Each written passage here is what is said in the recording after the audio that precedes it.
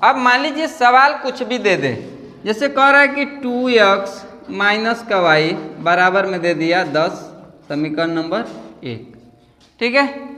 दूसरा कह रहा है कि x प्लस का 4y बराबर में मान लीजिए कर दिया 8, समीकरण नंबर हो गया 2। इसको सॉल्व करने के लिए कह रहा है, ठीक है। कह रहा है कि इसको सॉल्व कीजिए, यहाँ से बताइए कि x और y का मान क्या होगा। तो जब यहाँ x और y का मान निकालने के लिए जाओगे ना, तो ध्यान से देखो करना क्या रहेगा, किसी एक के गुणांक को बराबर कर लो। आया समझ में? क्या करेंगे, किसी एक के गुणांक को बराबर कर लेंगे। तो यहाँ तो तुम्हारे लिए इजी यह दिया हुआ है कि यहाँ x के पहले 2 दिया हुआ है, यानी x का गुणांक दिया हुआ है, ठीक है, y का गुणांक नहीं दिया है। यहाँ जब आ रहे हैं तो x का गुणांक नहीं दिया है, y का गुणांक दिया हुआ है। ऐसा समझ में? तो अगर इस तरह का सवाल है ना, तो गुणांक बराबर करना है तो किसी एक का देखो गुणांक कितना है, उतने का गुणा किसी दूसरे समीकरण में कर दो। है समझ में? यहाँ माइनस दिया, यहाँ प्लस दिया, तो हम y का ही कर ले रहे हैं क्योंकि जोड़ देंगे, आसानी होगी हमारे लिए। तो समीकरण 1 में y का गुणांक 2 में कितना है, 4, ठीक है। तो जब यहाँ पे 4 दिया हुआ है ना, तो इस 4 का गुणा इसमें कर दो ताकि यहाँ भी 4 हो जाए, इसके गुणांक क्या हो जाएंगे, बराबर हो जाएंगे। है समझ में? तो समीकरण 1 में 4 का गुणा करने पर हो गया। जब 4 का गुणा करोगे ना, तो यानी कि सिर्फ y में हम करेंगे, y में नहीं करेंगे, पूरे समीकरण में किया जाता है, ठीक है। अब इस 4 का गुणा पहले हम 2x में कर लेंगे, तो हो जाएगा 4 दूना 8x, हो गया माइनस का। फिर 4 का गुणा हम इस y में भी कर देंगे, तो हो जाएगा 4y बराबर में।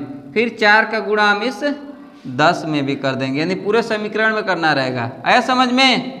तो ये हो गया 10 चौको 40। जैसे ही इसमें तीसरे पद का गुणा किया ना, समीकरण बदल जाता है। अब 1 था 2 हो गया है ना, यह समीकरण नंबर हो जाएगा 3, हो गया।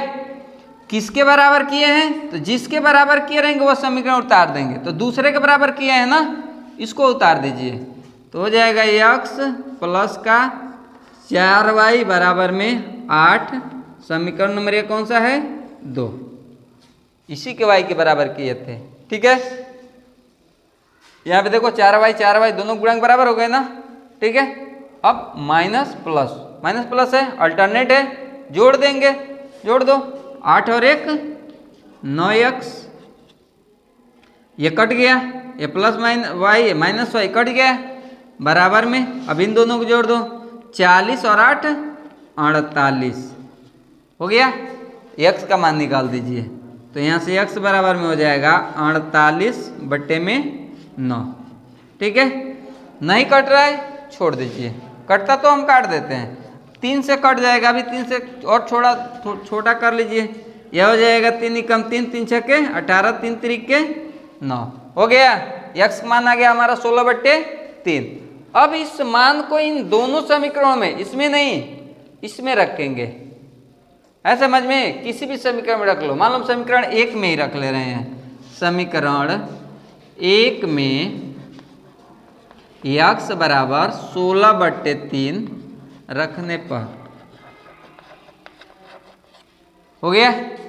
जहाँ x है वहाँ 16/3 लिख दो, तो यहाँ पे x है, गुणे के रूप में 2 है, तो हो जाएगा 2 गुणे 16/3 माइनस का y बराबर में 10, ठीक है।